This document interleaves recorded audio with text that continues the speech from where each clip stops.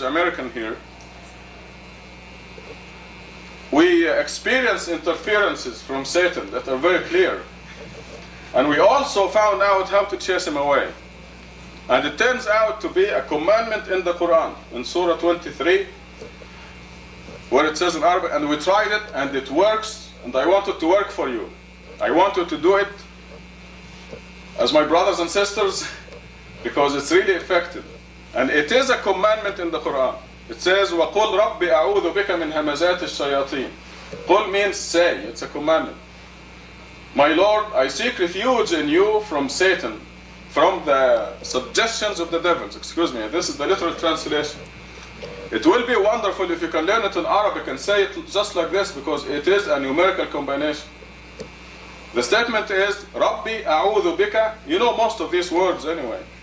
Rabbi a'udhu bika min hamazat ash-shayateen. My Lord, I seek refuge in you from the suggestions of the devils.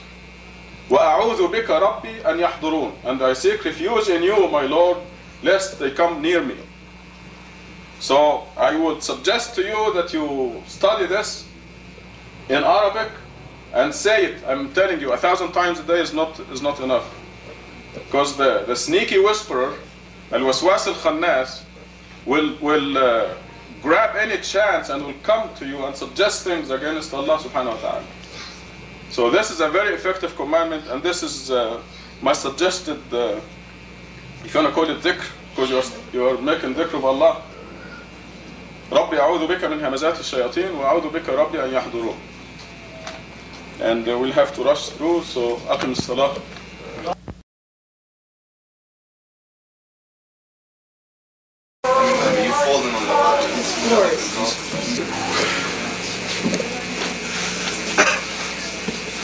الحمد لله وأشهد أن لا إله إلا الله وحده لا شريك له. Jahan, you want to push the book?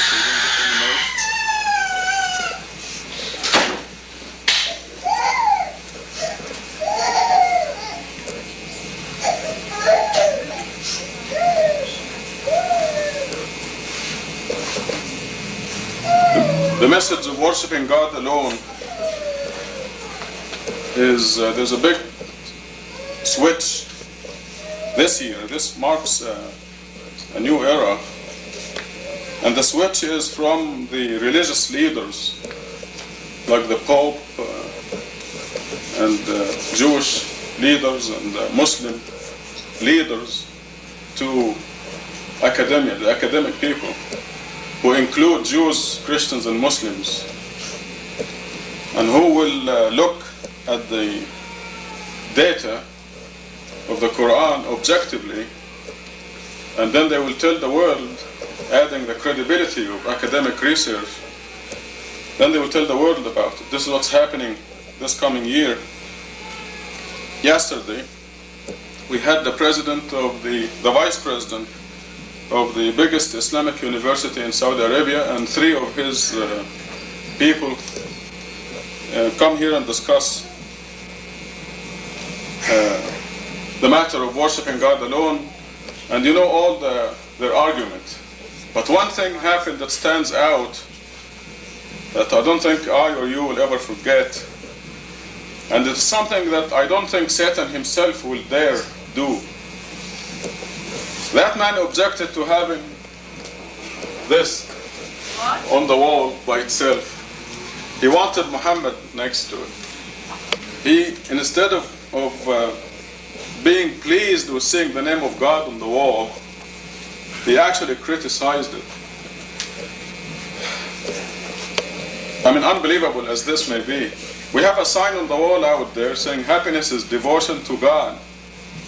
And that sign pleases all the believers in God, including Jews, Christians, and the hardcore Jesus worshippers are even pleased with it.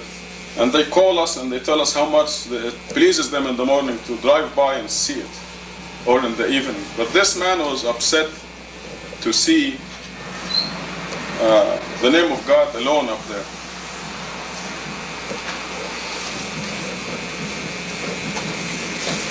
These people worship Muhammad just like the Christians worship Jesus. I mean, they're all human beings and they're all victims of Satan in the same way,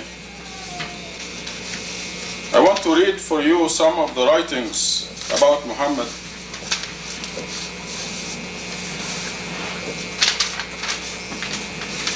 Actually, I don't want to do that because it's kind of crazy, but I'd rather concentrate on our positive data. But since I opened the page, I will read just a couple of things to give you an idea.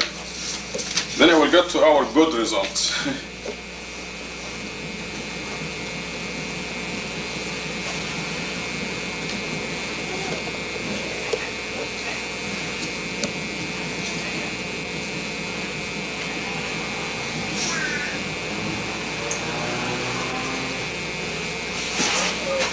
Okay, it says here that in the beginning,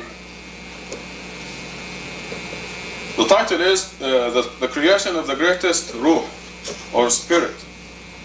And it is the light of our master and prophet Muhammad. That's what they're saying. Peace and blessings be upon him. It says here, then God, Allah Ta'ala, looked at that light again, and it sweated from modesty before God. From the sweat of its nose, God created the angels. This is now the light of Muhammad. From the sweat of its face, He created the throne. Poor God didn't have any throne to sit on until the light of Muhammad sweat on the face. Oh, He created the throne, the footstool, the tablet of forms, the pen, the sun, the moon, the veils, and the stars, and what is in the heavens. Okay. From the sweat of its breast, He created the prophets, the messengers, the ulama.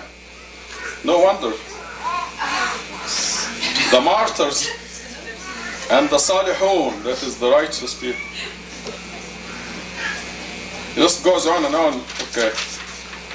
From the sweat of its back and from the sweat of the two eyebrows, He created the community of Muhammad.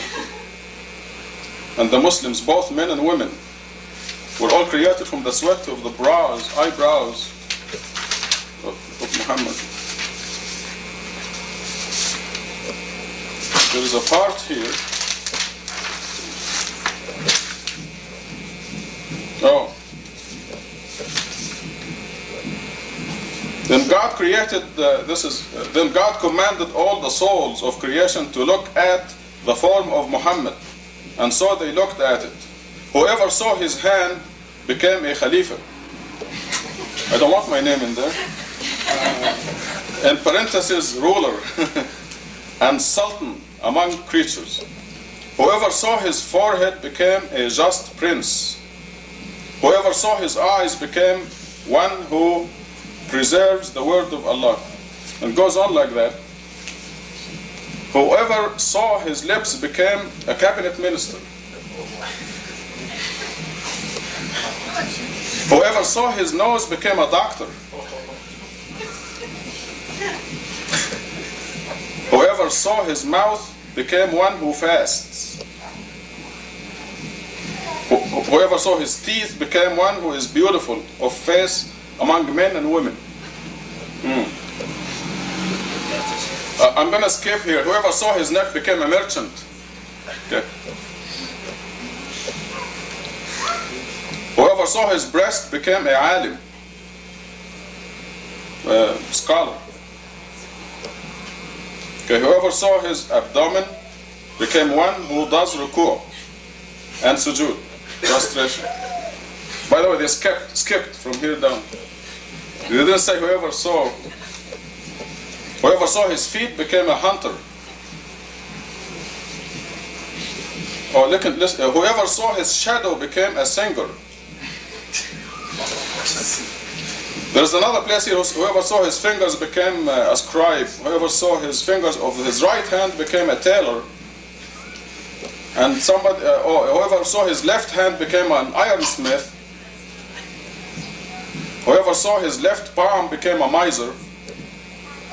Whoever saw his back, the back of his right hand became a cook. Do you have any cooks here? Yeah.